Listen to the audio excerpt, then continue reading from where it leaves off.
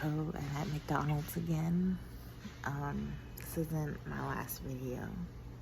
I think I'm gonna do one more after this, but wow, I can't believe how quickly some things have moved ahead. I'm just gonna say that.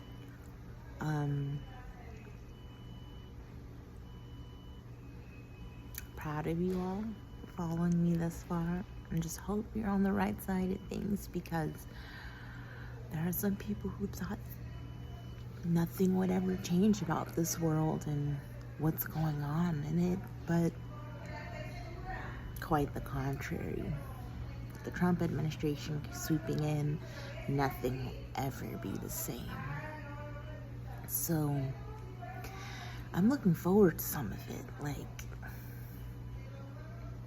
I wasn't alive until Trump won, honestly, and I want to win my life back during his presidency and everything that'll happen after that.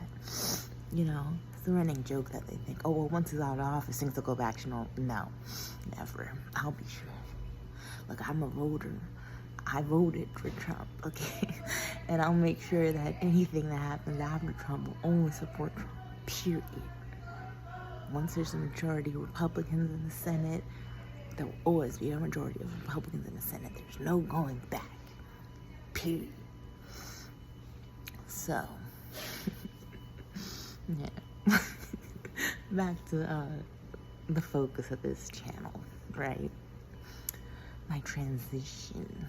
Well, as most people could have predicted, it's long, arduous, and dull. Painful, right? Oh, but you can anticipate that, right? So, I mean, I've met a lot of great people along the way.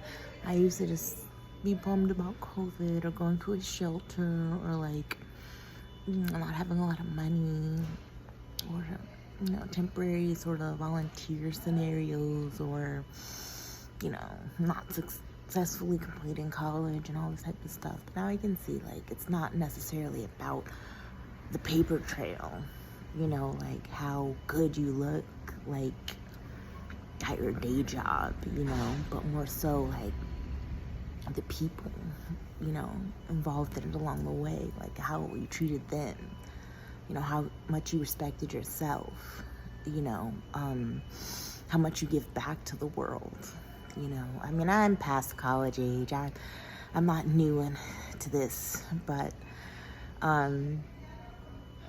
yeah, just meeting like-minded people at this point is what's really my, you know, my goal, and not so much of like a superficial thing like, oh, well, I need my voice to deepen right away, or within 2.5 years taking HRT, I've got to grow. Well, mostly it doesn't work like that, you know, at the times. But I feel like I'll eventually meet people who can help me with those sort of aesthetic things about the transition. And I mean, I already have, and yeah, get that done eventually. But like I said, most of what I've learned about my journey is that what I mostly am restoring is my soul, you know, my sanity, you know, the content of my character, you know, the stuff that's in my heart, not like anything that's at the surface in terms of like wearing blue or like, you know, copying a new attitude about, you know, this and that, you know, most definitely not. But no, I'm not mocking transitioning, but I am saying that, let me just add that is an important part of transitioning too, is that traditional masculinity, you know, the men in your neighborhood, the men in your family, and doing what they do, definitely. But, you know, like I've learned thus far, it is an individual journey. It is about who you are, not what they say you are, you know, it's that simple. But, yeah, that's my 2 cents on the transition this morning and what I want to give back to the world regarding my personal struggle.